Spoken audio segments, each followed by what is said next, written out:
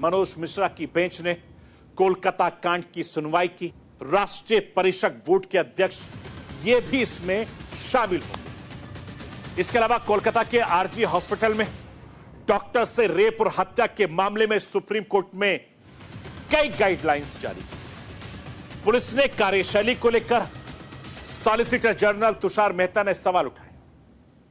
Solicitor general ने कहा है कि सुबह की घटना को रात में क्यों दर्ज किया गया, और इस घटना को लेकर सुप्रीम कोर्ट में वकील ने क्या कहना था, मैं राष्ट्र की आवाज के जरिए आपको वो भी सुनवा रहा हूं।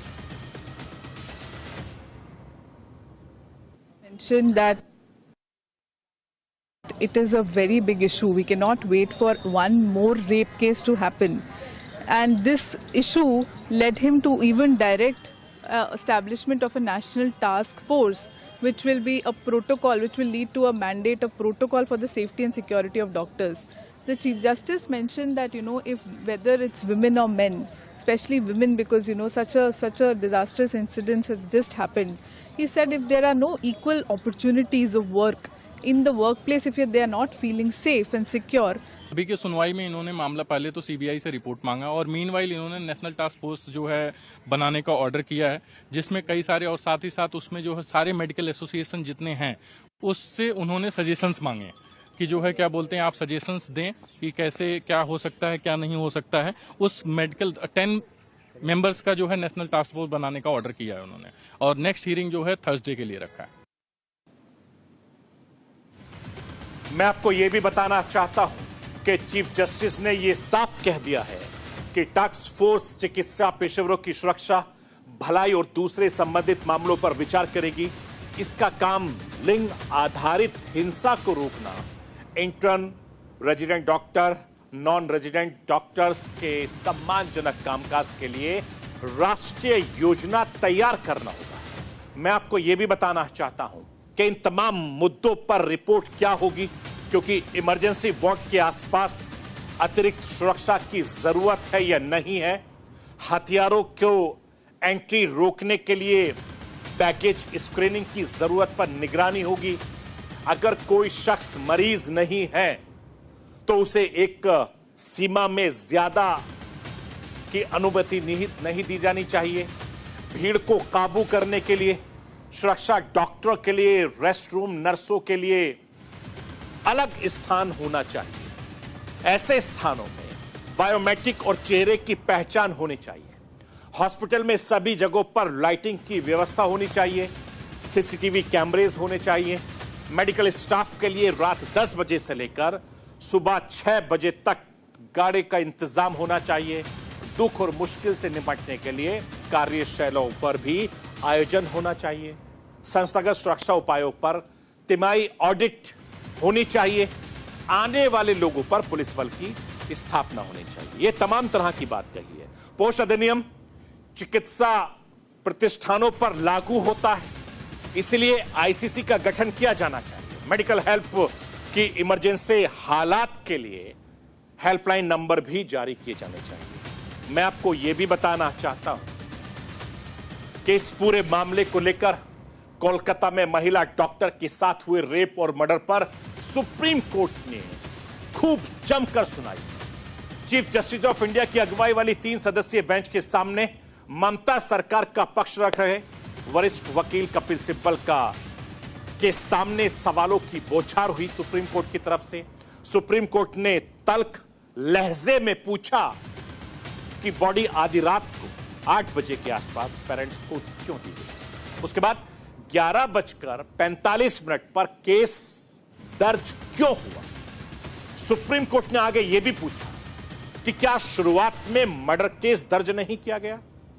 कॉलेज के प्रिंसिपल उस वक्त क्या कर रहे थे, उन्होंने एक्शन क्यों नहीं लिया गया। हैरानी की बात यह कि ज्यादातर सवालों को लेकर कपिल सिब्बल के पास कोई जवाब नहीं थे। इसके अलावा सुप्रीम कोर्ट ने सीबीआई से 22 अगस्त को स्टेटस रिपोर्ट सौंपने को कहा है। चीफ जस्टिस ऑफ इंडिया ने कहा है कि पश्चिम बंगाल सरकार यानी ममता बनर्जी को अस्पताल में तोड़फोड़ के बारे में स्टेटस रिपोर्ट पेश करनी होगी। सुप्रीम कोर्ट ने यह भी कहा कि ये एक मामला नहीं बल्कि देश भर के डॉक्टर नर्स की सेफ्टी का मामला है। सुप्रीम कोर्ट ने सुनवाई के दौरान क्या क्या हुआ, मैं राष्ट्र की आवाज के जरिए आपको बताना दिखाना चाहता हूं। सुप्रीम कोर्ट में जो सुनवाई हुई थी उसमें बड़ी बात, 9 तारीख को रेप और मर्डर हुआ था। इस क्राइम ने हिंदुस्तान को झकझोर कर रख दिया, प्राइवेसी डिग्निटी को तार-तार कर दिया, पीड़िता की पहचान को उजागर किया गया, पेरेंट्स को आत्महत्या करने की बात कही गई। बाद में केस सीबीआई को ट्रांसफर कर दिया गया और देश भर में जमकर विरोध प्रदर्शन हुआ। प्रदर्शन के दौरान कई लोग अस्पताल में घुस गए, जमकर तोड़फोड़ हुई। 17 अगस्त को देशव्यापी हड़ताल हुई। ममता सरकार ने सुनिश्चित किया कि लॉ एंड ऑर्डर हो। पश्चिम बंगाल सरकार तोड़फोड़ रोकने के लिए तैयार नहीं थी। डॉक्टर की सेफ्टी का सवाल उठा, मेडिकल पेशेवर टारगेट किया गया। मई 2024 को रिलेटिव ने लापरवाही का आरोप लगाकर डॉक्टर पर अटैक किया और बिहार में घटना हुई, हैदराबाद में घटना हुई, एक के बाद एक कई घटनाएं हुई हैं हाल फिलहाल में। नर्स डॉक्टर की सेफ्टी सिस्टमैटिक फेलियर हुआ है। महिला सेक्सुअल वायलेंस की शिकायत हुई है। इससे सुप्रीम कोर्ट परेशान है, जिसके चलते सुप्रीम कोर्ट ने खुद संज्ञान लिया है। संस्थान केस के अरुणा केस का एक उदाहरण है। सेक्सुअल वायलेंस गंभीर चिंता का विषय, सेफ्टी की चिंता सभी मेडिकल कॉलेज की पेशेवर चिंता है। सिर्फ डॉक्टर की बात नहीं बल्कि देश हित में सभी मेडिकल स्टाफ की सेफ्टी सुनिश्चित करने की बात हुई है। संविधान के समानता की बात करता है। कई स्टेट में हेल्थ केयर सेफ्टी के लिए कानून बना रखे हैं। ग्राउंड रियलिटी यह है कि मेडिकल प्रोफेशनल्स को खतरे में छोड़ दिया गया है। जहां काम करते और जहां रहते हैं वहां बहुत खराब हालात है। कोई ट्रांसपोर्टेशन नहीं, सीसीटीवी कैमरास नहीं, पेशेंट और अटेंडेंट कहीं भी चले जाते हैं। मेडिकल स्टाफ के लिए सपोर्टिव सिस्टम नहीं।